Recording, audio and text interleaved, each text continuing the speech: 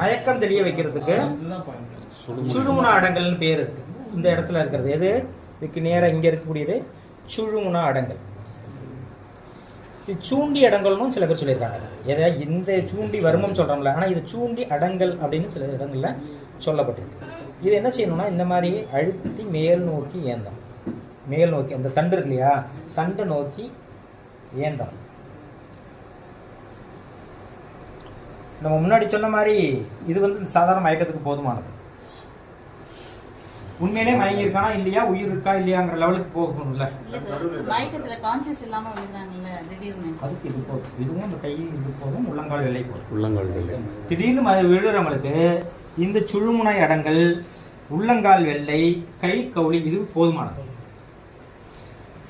இருக்கா இல்லையா போச்சாங்கிற மாதிரி இருந்துச்சு அப்படின்னா புளிய முத்தடங்கல் ஒண்ணு, அதுலயும் தெரியல, புளிய முத்தடங்கள்லயே தெரியலன்னா இந்த ரெண்டு விரல் எங்க பிடிக்கணும்னா சுழுமுனை அடங்கல் இல்ல, பக்கத்துல இருக்கக்கூடிய இந்த இடம் இது இருக்கு இல்லையா, இந்த இடத்துல பள்ளம் இருக்கும்.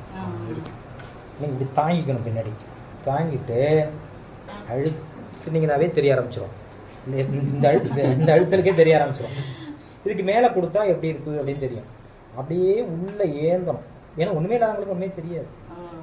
ஏந்த ஏந்த அவங்களுக்கு கான்சியஸே வராது. அந்த கண்ணுல இருந்து நீர் வந்துச்சுன்னா உயிர் இருக்கு.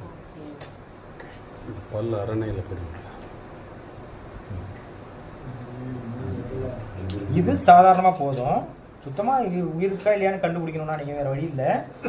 இந்த இடத்த பிடிச்சி அதே ஏந்தம் ஏந்தலாம். ஒன்றும் என்னதான் இதுலயே ஒன்றும் ஏந்தலாம், இருக்கிற வர கண்ணிலே நீர் வந்தோன்னு நிறுத்து.